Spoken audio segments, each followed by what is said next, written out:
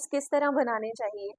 तो उसके लिए कुछ टिप्स लाइक आपके नोट्स हैं वो बहुत ही शॉर्ट होने चाहिए सो दैट आपको क्विक रिवीजन में हेल्प मिले और इंटरेस्टिंग लगे, वो पढ़ने का मन करे। तो पहले तो ऐसे नहीं है कि पूरा चैप्टर ही आपने नोटबुक पर लिख देना है, वो नोट्स हैं आपको लग रहा है ये भी इम्पोर्टेंट है इसको भी लिख दूँ। तो पहले उस चैप्टर को समझना है, उसमें जो भी इम्पोर्टेंट पॉइंट्स आपको लग रहे हैं हाईलाइट करना है, फिर अपने आप उन चीज़ों के नोट्स बनाने हैं। जैसे हेडिंग है फिर सब हेडिंग, और ऐसे नहीं है कि मतलब कुछ टर्म्स को आपने शॉर्ट में लिखना है, लाइक एग्जांपल लिख रहे हो तो ईजे लिख लिया, that is I dot E करके लिख लिया। इसी तरह मिनिमम मैक्सिमम, मिनिमम के लिए आप नीचे की तरफ साइन है वो यूज़ करोगे, मैक्सिमम के लिए ऊपर की तरफ एरो है वो लगाओगे। तो इस तरह आपने करना है।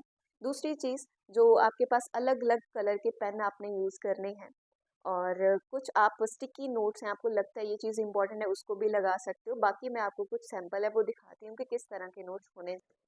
सो जो भी आपको इम्पोर्टेंट लग रहा है आप उसको फ्लो चार्ट की फॉर्म में भी रख सकते हो। आपने देखा है कि अलग अलग कलर के पेन जब यूज़ करते हैं तो थोड़ा अट्रैक्टिव लगता है।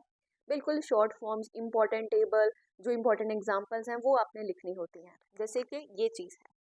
अब यहाँ पर भी इस तरह फ्लो चार्ट्स या टेबल्स बना के इस तरह के नोट्स बनाने हैं, बहुत ही शॉर्ट में ये होने चाहिए, प्रिसाइज होने